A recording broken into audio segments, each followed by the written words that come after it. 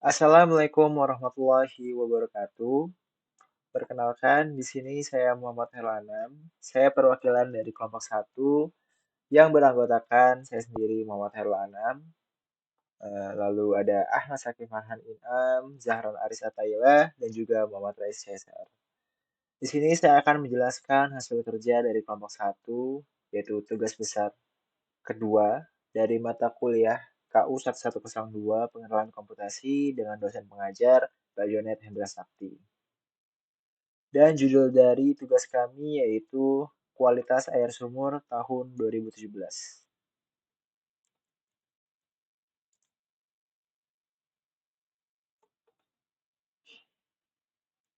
Deskripsi data. Kualitas air sumur tahun 2017. Data yang akan kami olah adalah data tentang kualitas air sumur pada tahun 2017. Data ini diambil dari dataset website Jakarta Open Data dengan ukuran file total sebesar 687 KB dengan format data CSV dan kami mengolahnya menjadi XLSX agar mudah diolah. Terus terdapat 6 jenis atribut dan 8.544 baris sampel dalam dimensi data yang akan kami olah. Atribut-atribut tersebut yaitu periode pengujian, nama lokasi, parameter, satuan, nilai, dan indeks pencemaran.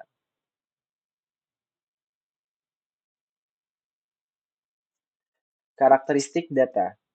Setiap atribut data memiliki karakteristik yang berbeda-beda. Di antaranya adalah yang pertama ada periode pengujian yang termasuk dari categorical binary, yaitu berupa periode 1 dan juga periode 2. Lalu ada nama lokasi yang termasuk categorical nominal. Lalu ada parameter yang termasuk categorical nominal. Lalu ada satuan yang termasuk categorical nominal. Ada nilai yang termasuk categorical ordinal dengan range 0 sampai 11.500. Dan terakhir ada indeks pencemaran yaitu categorical ordinal dengan range 0,47 sampai dengan 25,5.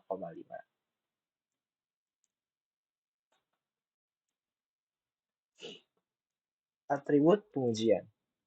Atribut-atribut yang akan kami uji adalah hubungan antara atribut kandungan klorida dan kandungan besi dengan indeks pencemaran untuk visual perbandingan terhadap waktu. Atribut nilai dengan atribut nama lokasi untuk membuat visual hierarki, sedangkan atribut nilai dengan atribut indeks pencemaran untuk membuat visual plotting relationships.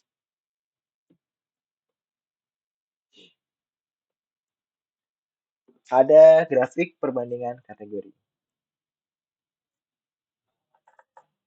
Yang pertama, kita membuat grafik distribusi tingkat pencemaran air sumur. Pada grafik kategorikal pertama, kami menggunakan visualisasi grafik berupa bar chart.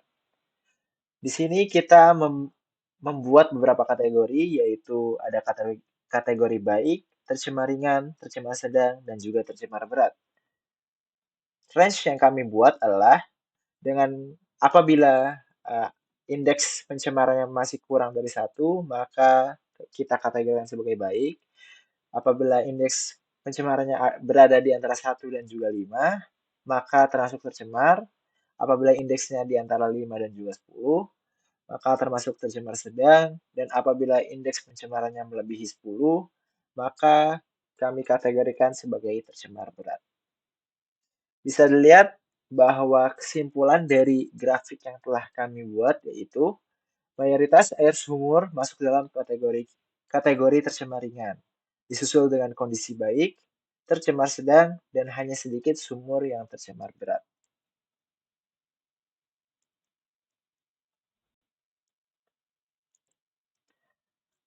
Lanjut. Lalu kita juga membuat grafik kategorikal kedua, yaitu kami menggunakan visualisasi grafik berupa bar chart. Di sini kita membandingkan distribusi jumlah data berdasarkan periode pengambilan data tersebut, yang berupa periode 1 dan juga periode 2. Bisa dilihat hasil grafik dapat disimpulkan bahwa data yang diambil pada periode 2 berjumlah 1 buah lebih banyak daripada periode 1.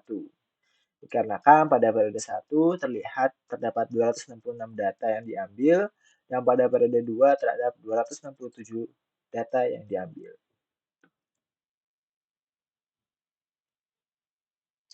Lalu terdapat grafik perbandingan terhadap waktu.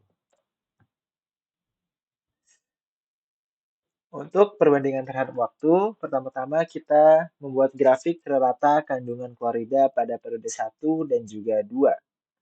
Pada grafik perbandingan terhadap waktu yang pertama, kami menggunakan visualisasi grafik berupa bar chart dari dua parameter. Bisa dilihat di sini apabila yang berwarna hijau adalah pencemaran pada periode 1 dan yang kedua adalah kandungan klorida pada periode kedua. Jika kita lihat dari grafik, dapat disimpulkan bahwa terdapat kenaikan kadar klorida pada periode pengambilan data kedua dibandingkan pada periode pertama.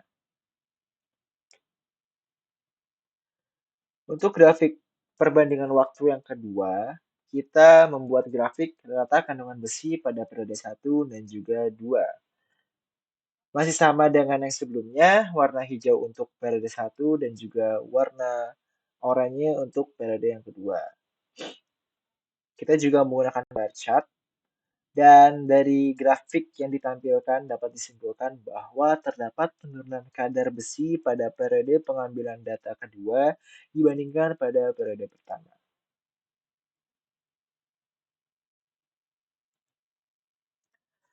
Lalu kita juga membuat grafik hierarki dan keseluruhan dari bagian. Pertama, kita membuat grafik 10 lokasi dengan kandungan besi terbesar. Pada grafik ini kita menggunakan visualisasi berupa bar chart. Bisa dilihat di sini bahwa terdapat beberapa daerah yang telah kami masukkan dikarenakan termasuk 10 lokasi dengan kandungan besi terbesar. Yang pertama, kesimpulannya adalah kandungan besi di Cawang sangat tinggi dibandingkan daerah-daerah lainnya, disusul dengan daerah Cikini, Duri pada periode 1, Gunung periode 2, Cipatai Selatan periode 2, Cakung Timur periode 1, Cakung Timur periode 1, Halim periode 1, Tanjung Duren Utara periode 1, dan Selipi periode 1. Dari data yang kita dapatkan, terdapat keunikan yaitu terdapat 2 sampel yang diambil pada Cakung Timur yang masuk ke 10 besar. Selipi menjadi daerah yang memiliki kandungan besi terkecil dibandingkan dengan daerah-daerah yang lainnya.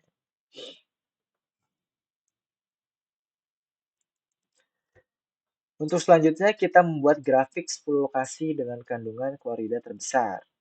Untuk kali ini kita menggunakan visualisasi grafik berupa bar chart horizontal.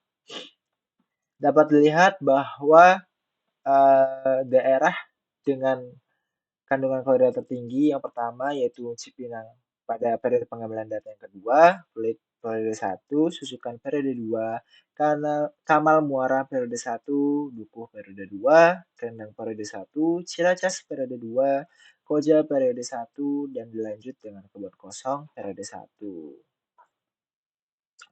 Kesimpulannya adalah Cipinang periode 2 dan Peluit periode 1 menjadi pemuncak dengan selisih yang tipis antara keduanya. Bisa dilihat di sini selisihnya sangat tipis. Dan tidak ada lokasi yang muncul dua kali pada grafik ini yang apabila kita perhatikan dari grafik sebelumnya terdapat eh, lokasi yang muncul dua kali. Lalu dilanjut dengan grafik plotting relationships.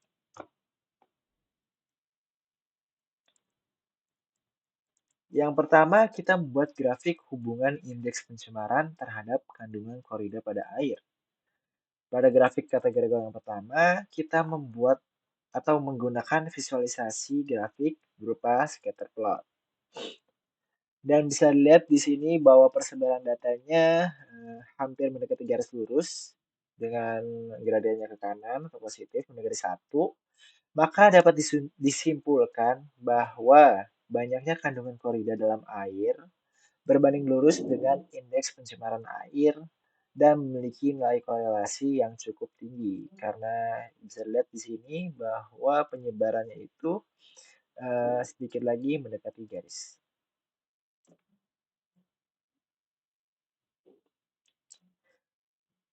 Lalu yang kedua, kita juga membuat grafik hubungan antara indeks pencemaran dan juga kandungan besi. Masih sama, kita juga menggunakan grafik berupa scatter plot dan dapat disimpulkan bahwa banyaknya kandungan besi dalam air berbanding lurus dengan indeks pencemaran air, namun keduanya tidak terlalu berkolerasi.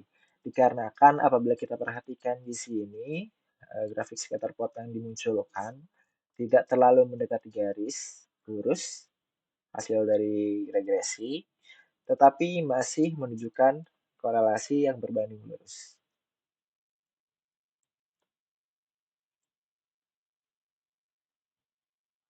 Mungkin sekian penjelasan dari saya yang mewakilkan dari kelompok saya, yaitu kelompok satu. Mohon maaf apabila ada kesalahan dan juga uh, kesilapan. Uh, Kurang lebihnya mohon maaf. Wassalamualaikum warahmatullahi wabarakatuh.